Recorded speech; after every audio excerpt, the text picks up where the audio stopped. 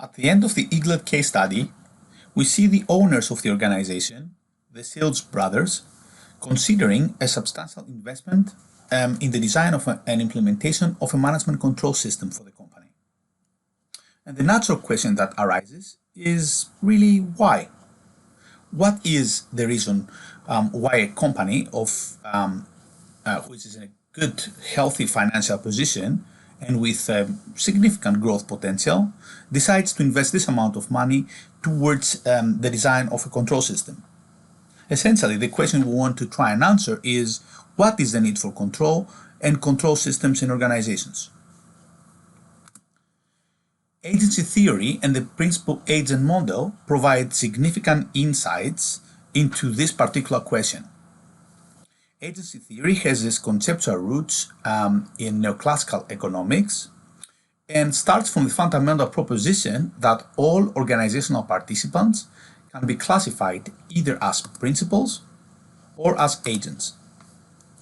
Principals are those organizational participants with power in their hands to delegate authority to other members of the organization, identified as agents, who, on the basis of some contractual arrangement between them, the agents, and the principals, engage into actions and decisions that are meant to further the interests of the principals and the organization as a whole.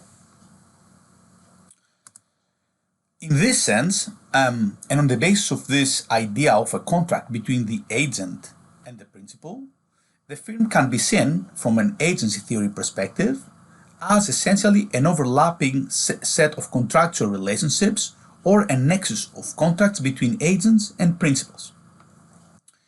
Agency theory goes a step further to provide a profile of the behavioral assumptions underlying the actions and decisions that principals and agents take within an organizational setting. According to agency theory, both principals and agents are, in agency theory terms, selfish, rational, wealth-seeking utility maximizers. In other words, individuals that are selfish by nature, who make calculative decisions with the sole interest in maximizing their own personal wealth. In terms of risk, they're slightly different in the sense that the principals are meant to be risk neutral, in other words, willing to assume a level of risk in order to achieve some return, whereas the agents are risk and work averse. In other words, they are not interested in assuming any risk, and they tend to prefer leisure to work. And it is these distinct utility functions between principals and agents that gives rise to what within agency theory is termed as the control problem. Given their psychological makeup and the behavioral assumptions underlying their behavior, principal and agents are seen to have quite conflicting interests within the organizational setting. And this conflict of interests give rise to the control problem.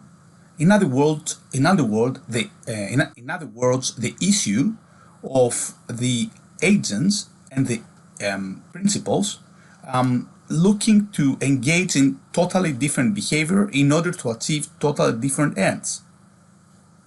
This issue of conflict of interest is further extenuated by two additional factors.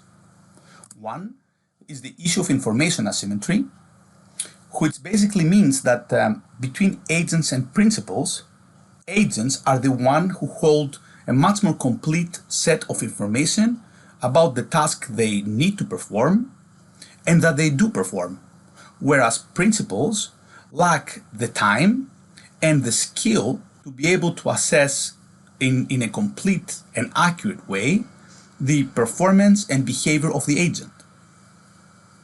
What's more, a second factor, the factor of critical distance, complicates things even more. Typically, agents and principals are divided from a critical distance from where they do the work. As we saw in the case study, that distance can be not only hierarchical, but occasionally also it could be what we call geographical. So be in a different location that complicates the direct monitoring of the actions of the agent by the principal even more. These two factors, together with the a priori conflict of interest between agents and principals, give rise to the problem of moral hazard. Essentially, the possibility that, given the opportunity, the agent may engage into what is called dysfunctional behavior, which further his own interest, but not the interest of the principal and the organization. And by doing so, the principal may find himself incurring what in agency theory is termed agency costs.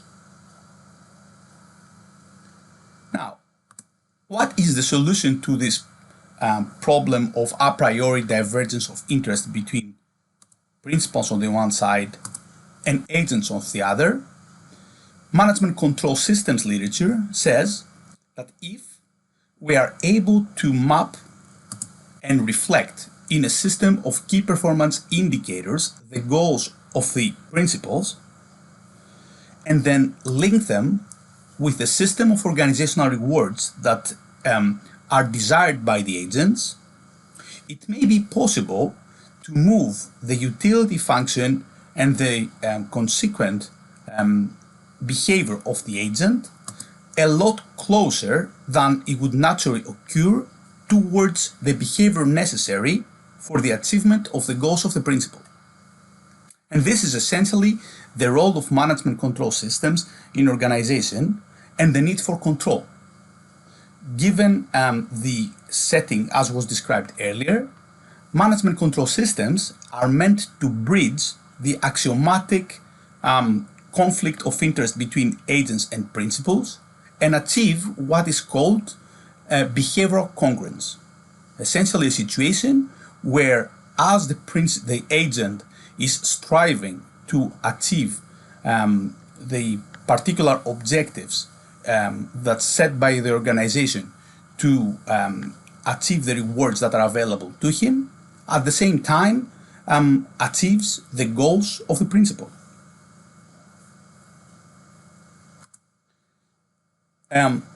The design of management control systems is exactly what we found ourselves examining in Unit 3, 4, and 5 of the course, looking in detail in the literature of how performance can be measured, how targets can be set, and how rewards can be selected and linked to a performance evaluation system in place in order to achieve that goal of goal and behavioral congruence that management control systems are about. This video has covered an introduction to the agency theory and the principal-agent model. If someone wants to delve further into the agency theory perspective, the work of Byman in 1982 and his publication in the Journal of Accounting Literature, as well as his subsequent publication in 1990 in Accounting Organizations and Society, can provide very useful insights and a depth of analysis.